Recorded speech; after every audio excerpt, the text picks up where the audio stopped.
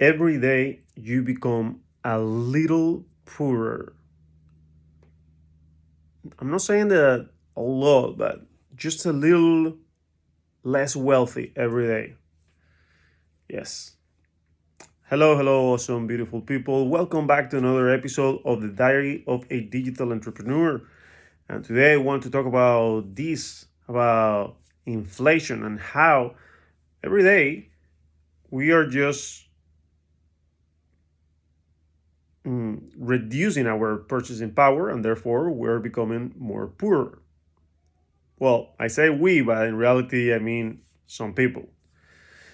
And before I get to that, uh, I'm sure that, you've been in some conversations and you see that often people, particularly now with the level of inflation we have now, people are constantly talking about how prices are going up, the gas is going up, eggs is going up, prices of eggs, of milk, of whatever, beef, electricity, this and that.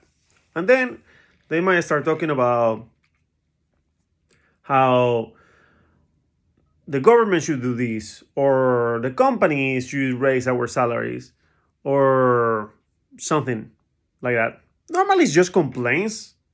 If they go into solution mode, is what can someone else do to solve my problem? What can the government do or should do? What should my company do? But the solution is always for someone else. It's never for them. And if it's for them, it might be something like, I don't know, man, we should do something. We should create a business or something because otherwise nobody's going to help us.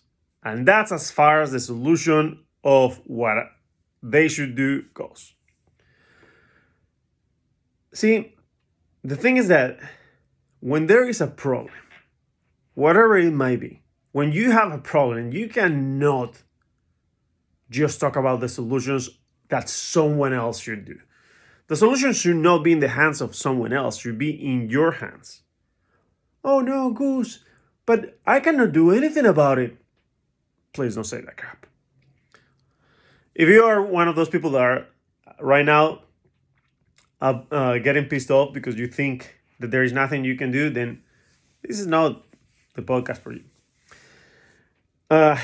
See, I think there is two situations here. You are an entrepreneur or you are an employee. If you are an entrepreneur, then you have the advantage that by default, with a company, you need to be thinking constantly of how can I increase my revenue, the revenue of the company? How can we grow? How can I boost profits? How can I get more clients? And that will normally lead you to be in a growing situation where your purchasing power does not diminish normally. And then you have the employee side. And in the employee side, you can you have two situations. Look, I know a lot of employees that are in 6 figures or even 7 figures. Yes, there are employees that make 7 figures. I don't know if you knew this, but there are. And I don't think I know any employees in 6 or 7 figures, maybe in low 6 figures in the United States. I might know some, but most of the 6-figure and 6-figure employees, they are people that work a ton. And when they want their salary to increase, they do not say, the company should raise my salary. They think, okay, I need to make 20% more. I need to make 30% more. What can I do to make sure that my company gives me an increase in salary that high? Or 10% or whatever. What can I do to make sure that I can increase my salary in my company? And they do it. They figure out, they understand what needs to be done, and they get to it. They learn, they increase their abilities, their skills, improve them, and they do something about it. So it's basically like an entrepreneur inside a company. I believe they are called intrapreneurs. They are trying to increase their revenue, like as if they were a company, and their client is the company that hires them. So they are making sure that they deliver more value so that they can charge more for it. Then you have the other side of employees, the ones that are normally in the low five figures. I say this with all due respect, but unfortunately, I'm not saying that everyone in the low five figures is like this, but this is a very common trend. They want to keep doing the same that they've always done, and they say, I deserve a raise because I have been in this company for X years.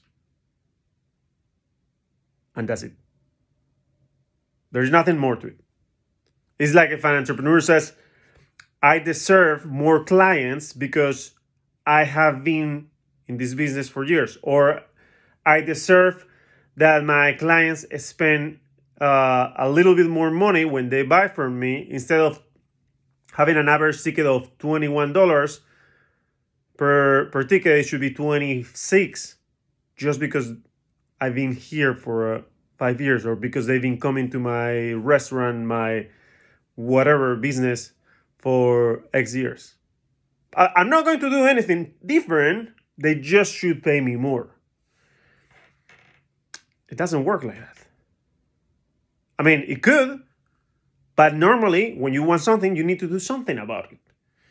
And I think, I mean, I'm sure this is going to offend a lot of people, particularly people that are not making enough money. Everybody that is increasing their purchasing power is going to agree with me. But if you want to stop that, and you want to stop getting poorer and poorer,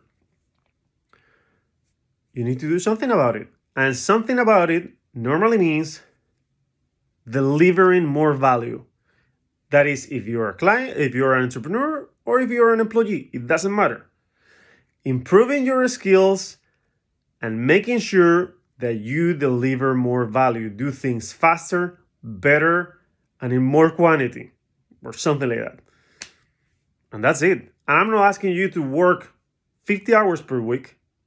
I'm just asking you to do things better in your company or as an employee. You can wait for the government to solve it. You can wait for your company to solve it. You can wait for someone else to save you. But you can also do things to save yourself. And again, this applies for companies or employees. This is just my opinion. I don't believe in absolutes. You can disagree with me. Leave a comment. Insult me if you want. If you really, really disagree. Although I would appreciate it if you are polite, but if you are a hater, then just do it in a hating way. And that's it for today. Great having you here. And I'll see you in the next episode.